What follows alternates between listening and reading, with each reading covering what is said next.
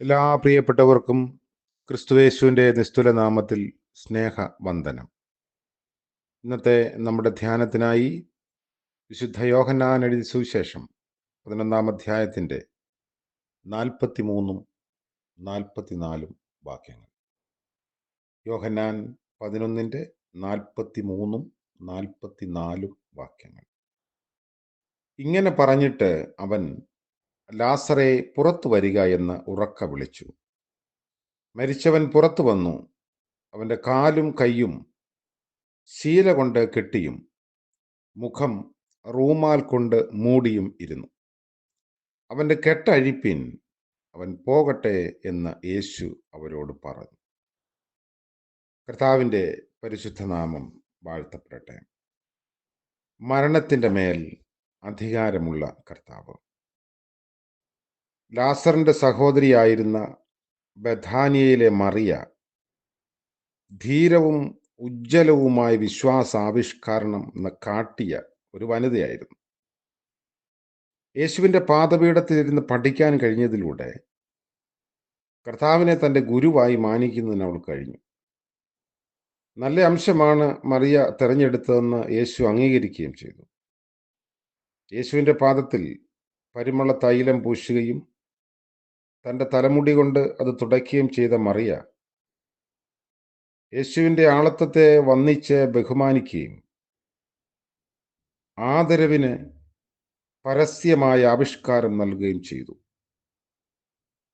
ലാസറിന്റെ മരണശേഷം ബഥാനിയയിലെത്തിയപ്പോൾ മറിയ പുറത്തു വന്ന് യേശുവിൻ്റെ കാൽക്കൽ വീണ് നമസ്കരിച്ചു.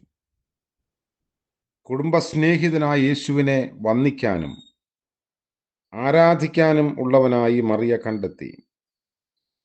മറിയ കാട്ടിയ സാക്ഷ്യ ധീരതകളെ യേശു തമ്പുരാൻ അപ്പോഴപ്പോഴായി അംഗീകരിക്കുകയും ചെയ്തു. ഈ ഒരു ഭാഗം നമുക്ക് നൽകുന്ന വിശ്വാസ ചിന്തകൾ പലതുണ്ട്. അതിലൊന്ന്, യേശുവിൻ്റെ കാൽക്കൽ വീണ് നമസ്കരിക്കുന്ന മറിയയുടെ പ്രവൃത്തി അവളുടെ ഒരു ഏറ്റുപറച്ചിൽ കൂടി ആയിരുന്നിരിക്കാം. മാർത്ത യേശുവിനെ എതിരേൽക്കാൻ പോയപ്പോൾ മറിയ വീട്ടിൽ തന്നെ ഇരിക്കുകയായിരുന്നു. യേശുതമ്പുരാൻ എത്താൻ താമസിച്ചു പോയതിലൂടെ സൂക്ഷ്മമായ ഒരു പ്രതിഷേധം കൂടി ആ പ്രതികരണത്തിൽ ഉണ്ടായിരുന്നിരിക്കാം. 11 അധ്യായത്തിൻ്റെ 29 മുതൽ 46 വരെയുള്ള ഭാഗത്താണ് ഈ സംഭവങ്ങളെല്ലാം വിശദീകരിച്ചിരിക്കുന്നത്. യേശുവിനെ കണ്ടപ്പോൾ അവൾ ആദ്യം പറഞ്ഞ വാചകവും യേശുവിൻ്റെ അസാന്നിധ്യമാണ് തൻ്റെ സഹോദരൻ്റെ മരണത്തിന് കാരണമായത് എന്നായിരുന്നു. മറിയയുടെ ഈ ഒരു നിഷേധ പ്രതികരണത്തെക്കുറിച്ച് മറിയ അനുദപിക്കണമെന്ന് യേശുവും ആഗ്രഹിച്ചതുപോലെ തോന്നുന്നു. കാരണം മറിയ വന്ന് യേശുവിനെ കാണും വരെ ഗ്രാമത്തിൽ കടക്കാതെ മാർത്ത എതിരേറ്റ് ചെന്ന ഇടത്ത് തന്നെ യേശു ഇരിക്കുകയായിരുന്നു. തൻ്റെ സഹോദരിയായ മാർത്ത നൽകിയ സന്ദേശം സ്വീകരിച്ചുകൊണ്ട് മറിയ യേശുവിൻ്റെ കർത്തൃത്വത്തെ വീണ്ടും അംഗീകരിക്കുകയും നമസ്കരിക്കുകയും ചെയ്തു. ദൈവത്തിൻ്റെ സ്നേഹസമ്പന്നമായ ഹൃദയം എല്ലായ്പ്പോഴും കാത്തിരിക്കുന്നത് തൻ്റെ മക്കളുടെ അനുതാപപൂർവകവും സത്യസന്ധവുമായ പ്രതികരണങ്ങളാണ്. സർവജ്ഞാനിയും സകലത്തെയും തൻ്റെ സമ്പൂർണതയുള്ള ഹിതാനുസരണം നടത്തുന്നതിനുമായ ദൈവത്തിൻ്റെ പ്രവൃത്തികൾക്ക് നേരെ ആത്മജ്ഞാനിയായ മനുഷ്യന്റെ പ്രതികരണങ്ങൾ ധാർഷ്ട്യമുള്ളതാകാൻ പാടില്ല. താൻ ഉൾപ്പെടുന്ന വിഷയങ്ങളിൽ ഉള്ള ദൈവഹിതം നിറവേറ്റുന്നതിലൂടെ ദൈവനാമം മഹത്വപ്പെടുന്നതിന് വിധേയപ്പെടുകയാണ് ആവശ്യം. മറിയയുടെ ഈ വിനയപ്പെടലും വിധേയപ്പെടലും ഉണ്ടായപ്പോൾ യേശു തൻ്റെ ശക്തിയുടെ മേഖലയിലേക്ക് പ്രവേശിച്ചു എന്ന് നമുക്കറിയാം. മറ്റൊന്ന്, വിലപിക്കുകയും ദുഃഖിക്കുകയും ചെയ്യുന്ന ഹൃദയങ്ങളോടുള്ള കർത്താവിൻ്റെ ഏകീഭാവം ഇവിടെയുണ്ട്. യേശു കണ്ണുനീർ വാർത്തു എന്ന വചനം ബാല്യങ്ങളോളം സംസാരിക്കുന്നതാണ്. തൻ്റെ മക്കളുടെ നിർവ്യാജമായ കണ്ണുനീരിനോട് യേശു താതാത്മ്യപ്പെടുന്നുണ്ട്. യേശു ഉള്ളം കലങ്ങി എന്ന് രേഖപ്പെടുത്തിയിരിക്കുന്നു. മൂലഭാഷയിൽ ഉള്ളം കലങ്ങി എന്ന വാക്കിന് യേശു കോപിഷ്ഠനായി എന്നും അർത്ഥമുണ്ട്. കോപിഷ്ഠനായത് വിലപിക്കുന്ന മക്കളോടല്ല, അവരുടെ വിലാപത്തിന് കാരണമായ സാത്താന്യ ശക്തിയോടാണ്. തങ്ങളുടെ സ്നേഹനിധിയെ മരണത്തിലേക്ക് തട്ടിയെടുത്ത് തൻ്റെ മക്കളെ ദുഃഖത്തിൻ്റെ നിലയില്ലാ കയങ്ങളിലേക്ക് തള്ളിയിട്ട മരണശക്തികളോടാണ് യേശുവിൻ്റെ രോഷം. മരണനാഴിക സാധാരണ മനുഷ്യനെ അന്താളിപ്പിക്കുകയും നിസ്സഹായനാക്കുകയും ചെയ്യുന്ന ക്രൂര സന്ദർഭമാണ്. എന്നാൽ പിതാവ് നൽകിയ അധികാരത്താൽ മരണത്തെ തോൽപ്പിക്കുന്നതിന് യേശുവിന് കഴിയും. മറ്റൊന്ന്, കണ്ടു നിൽക്കുന്നവരിൽ വിശ്വാസം ഉളവാക്കുന്നതിനായിരുന്നു ലാസറിന്റെ ഉയിർത്തെഴുന്നേൽപ്പിക്കൽ എന്ന് 42-ാം വാക്യത്തിൽ നമ്മൾ വായിക്കുന്നു.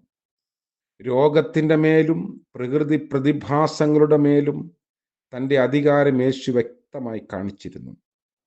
ഒടുവിലത്തേതും ആത്യന്തികവുമായ ശത്രുവായ മരണത്തെയും യേശു ഇപ്പോൾ കീഴടക്കിയിരിക്കുന്നു.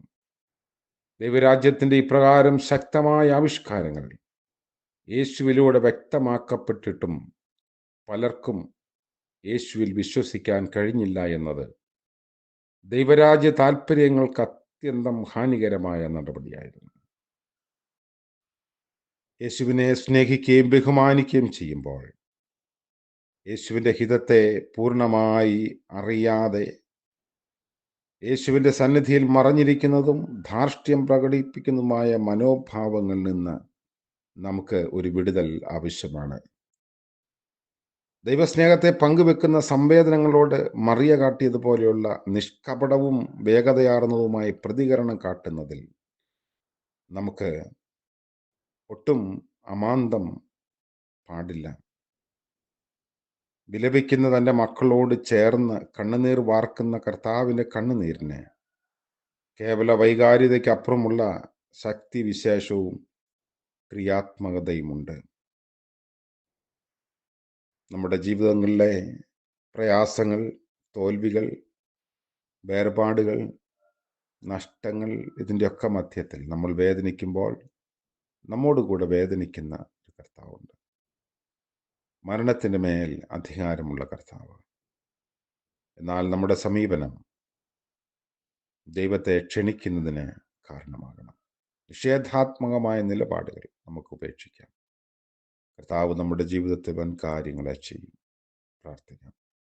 കരുണയുള്ള വാഴ്ത്തപ്പെട്ട കർത്താവെ, പുതിയ ദിനത്തിനായി നന്ദിയോടെ ഞങ്ങൾ അങ്ങയെ സ്തുതിക്കുന്നു. ജീവന്റെ മേലും മരണത്തിൻ്റെ മേലും അധികാരമുള്ള കർത്താവെ, എൻ്റെ ജീവന്റെ മേൽ വാഴുന്ന മരണസാധ്യത ഇല്ലാതാക്കുന്ന നിത്യജീവന്റെ സാന്നിധ്യം എന്നിൽ വർദ്ധിപ്പിക്കണമേ എന്ന് ഞങ്ങൾ പ്രാർത്ഥിക്കുന്നു. ഇന്നത്തെ പകൽക്കാല ജീവിതത്തിൽ ഞങ്ങളുടെ എല്ലാ ആവശ്യങ്ങളിലും ഇവിടുന്ന് കൂടെ ഇരിക്കണമേ. ഞങ്ങളുടെ ക്രിയാത്മകതയെ ഇല്ലാതാക്കുന്ന വിഷാദ രോഗങ്ങളിൽ നിന്നും നിരാശയിൽ നിന്നും അവിടുത്തെ മനസ്സലിവിനാലും യഥാസ്ഥാനപ്പെടുത്തുന്ന കൃപയാലും ഞങ്ങളെ രക്ഷിക്കണമേ. ഇന്ന് ജന്മദിനം ആഘോഷിക്കുന്ന പ്രിയപ്പെട്ടവർക്ക് വേണ്ടി പ്രാർത്ഥിക്കുന്നു. വിവാഹമാർഷം ആഘോഷിക്കുന്നവരെ ഓർക്കുന്നു. ദൈവം തമ്പുരാന്റെ കരുണയിലും കൃപയിലും പുതിയ വർഷത്തെ സ്വീകരിപ്പാനും ജീവിപ്പാനും അവിടുന്ന് സഹായിക്കണമേ. യേശു മശിഹ മൂലം ഞങ്ങളുടെ പ്രാർത്ഥന കൃപയോടെ കേൾക്കുമാറാകണമേ. ആമേൻ. സകല ബുദ്ധിയെയും കവിയുന്ന ദൈവിക സമാധാനവും കൃപയും നമ്മോടുകൂടെ എന്നും എന്നേക്കും ഉണ്ടായിരിക്കുമാറാകട്ടെ. ആമേൻ.